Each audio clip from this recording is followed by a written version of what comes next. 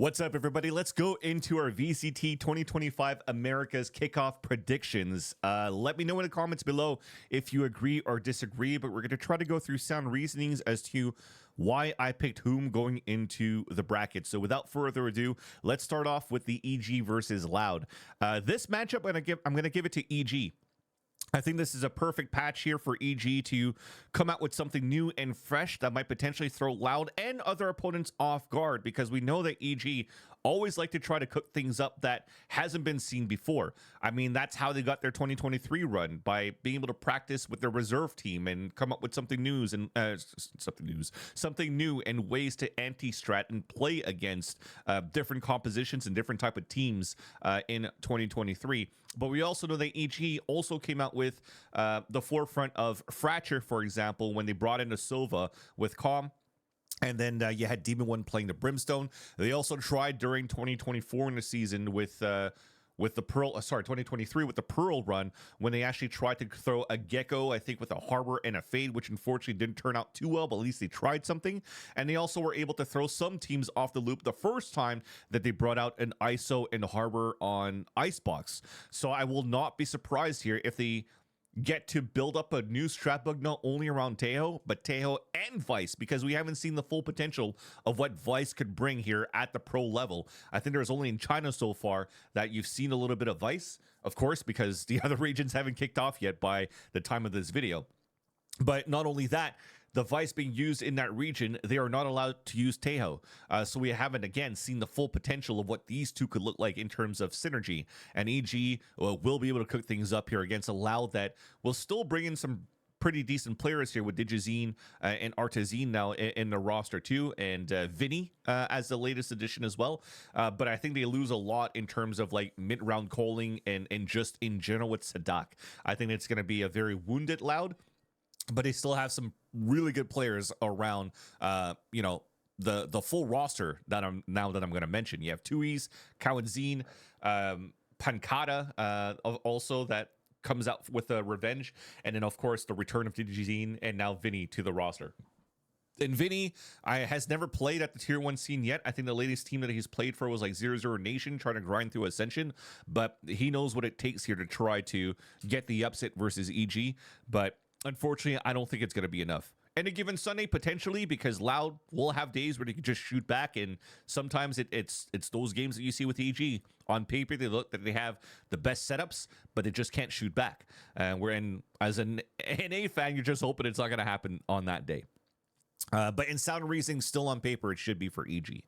MIBR and 100 Thieves, we're going to give this one to 100 Thieves. MIBR, yes, there's going to be a lot of talk around the around Noswer and Asas being able to be reunited as friends, being able to play together. But also, we've seen what Cortesia could actually do as a Cypher and how consistent he's been. But now Cypher could potentially get blown up here with Tejo in the mix. So we'll have to see and question how deep the pool could be here for Cortesia. And if it's going to be enough here versus 100 Thieves crew. I think also based off the tweet that Aspas put in the past, I mean, it's been translated, but I'm going to paraphrase here, where, he was mentioning that it's still going to be a work in progress, that they're still learning things out and learning things as they go. So I will also bank it that MIBR definitely could turn things around going into later split 1 or split 2, and maybe even get an upset run to make it the champs for 2025. But at least for kickoff, I think this is going to be like the big learning experience for a lot of these new players to play around Aspas and Noswer. And unfortunately will not be enough with Aspas's firepower to overtake 100 Thieves. Energy and Cloud9, let's get this to Energy. I'm going to keep this one short, at least for Energy and C9. C9 re-added Mitch now into the roster, and they are a little bit late and have to play a lot of catch-up to try to make it into a deep run in America as well. For Energy, we've seen how much they were able to turn around from day 1 to day 2 off the off-season tournament that they played. I think it was a soup tournament they won. And we've seen how good they've been looking from game to game to game in that tournament. And Mata and Vernal have been great additions to the roster. And out of recency bias, out of the powerhouse teams that are going into the Americas, if you're thinking of 100 Thieves losing to Trust and Plug, aka X-Blin, in the SOAR tournament in the offseason, MIBR, who've made it to the grand finals of the Tashinga event, but losing against Furia with a household name like Aspas. You have Sentinels that hasn't won their own tournaments in the offseason or the Ludwig Tarek event. So, and then Energy won Soup. So, out of recency bias, if you want to look at that, and you haven't even seen G2 play yet. The only thing they've played was like EMEA in America Spotlight series, right? So it wasn't a full roster, so we don't know what G2 is going to look like this year still, but they still look pretty good, by the way, chat. It's a spoiler alert. But nonetheless, out of recency bias, because of those things as well, I'm going to give it to Energy, and they will also go on a deep run. 2G versus Furia. By the time of this recording as well, we are January 14th on the recording. Furia has gone through visa issues where potentially they cannot field their full roster going into Americas. And I'm going to link that in the description so you all could click it and read it through. Big shout out to Games Arena to put this article out. But apparently they're going to have to go through subs, and are trying to find subs to have just a roster they could play with going into their regional matchup against 2G. And 2G, despite them losing their star duelist, I think it's Spike in terms of firepower, because I don't think Spike is of age. If I'm clicking on the roster, I'm pretty sure it's Spike that's missing on that list. But nonetheless, the other 4 players are still going to be quite good enough to be able to get the upset win against Furia, because you're thinking of players that have probably played against each other in the past, from grinding in Tier 2 or trying to make it into partnership back when Valorant first came out in 2020, 2021. So I think this is going to be a good opportunity here for 2G to get an upset, which will then move on into the upper quarterfinals. Let's give this one to EG. Going into this one, I thought it was going to be, in my heart was going to say Crew, but I think very similarly, apparently as well, Adverso is going through visa issues. So Crew having a full Chilean roster, and you see Adverso able to come back here into Tier 1 after getting dropped from Leviathan when they first built the team. He has a lot to prove, and he wants to prove that he belongs on the stage. But unfortunately, he might get denied the stage just off visa issues. So apparently he's also scrimming with Crew with like 150 ping, while the rest of them are in LA. And if it doesn't work out, then it's most likely MTA that's going to have to step back in field the roster as the 5th player, and then the calling responsibilities would probably have to go back to Melzer, which maybe could hinder his performances going into the matchup versus EG. But let's not discount that, they still have Kesnit. That's amazing. They also have Mazzino that comes in from Leviathan, which looked really, really good throughout the Americas last year.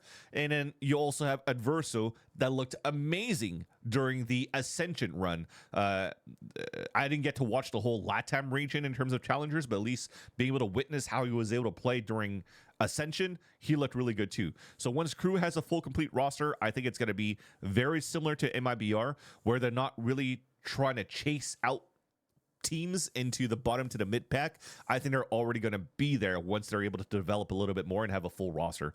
Same thing with Furia, for example. Dude, this is so tight in terms of the 12 teams. Like, it's hard to really put a gap in terms of like skill gap and a break point between the rankings. It's all very, very close. But EG is going to take this one. Sentinels versus 100 Thieves. I think this is going to be a Sentinel win. Again, going back to the whole Tejo in the mix, and we've seen that John Cutie has stepped away potentially of the Sentinel role and play more scans and giving the responsibility to narrate. I think that could still work out. I would not be surprised, and I would be actually more excited to see Narrate playing some Deadlock, Vice, Sage, depending on the maps, if he can't play the KJ and Cypher anymore. And John Cutie looked really good on Fade scans anyways. And I think Tejo is going to be perfect as well for Sentinels, where you could give that responsibility to Zelsis, right? Because you don't have to do too many lineups. He doesn't have to focus too much on utility. He could just drop his salvo just like a KO, like he does his pop flashes, like when he was playing CS, and it could just move into the pack and makes sure that he's able to get the trade in with his team. I think this is an agent that fills a role and fits Zelsis perfectly, and also a meta potentially that fits Sentinels quite perfectly too. Because if you look at Sentinels, they also recently added Gunter as the assistant coach to meet up with Kaplan. And this is also those two reuniting from Ghost Gaming days.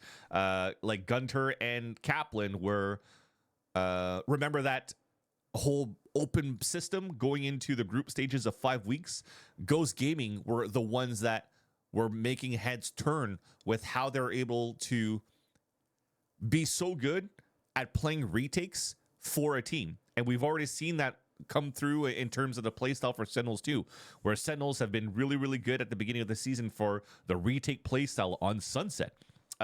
So this is going to be, again, a meta with Tejo that forces potentially teams to play offsite and to play retake. And I think they're going to be able to cook something quite well here for Sentinels. That on top of firepower, that is going to be an awesome team to look at for kickoff. G2 and Energy. As I mentioned before, this is going to be a very tough game for Energy. We haven't seen what G2 is going to look like yet, but G2 has Jogimo.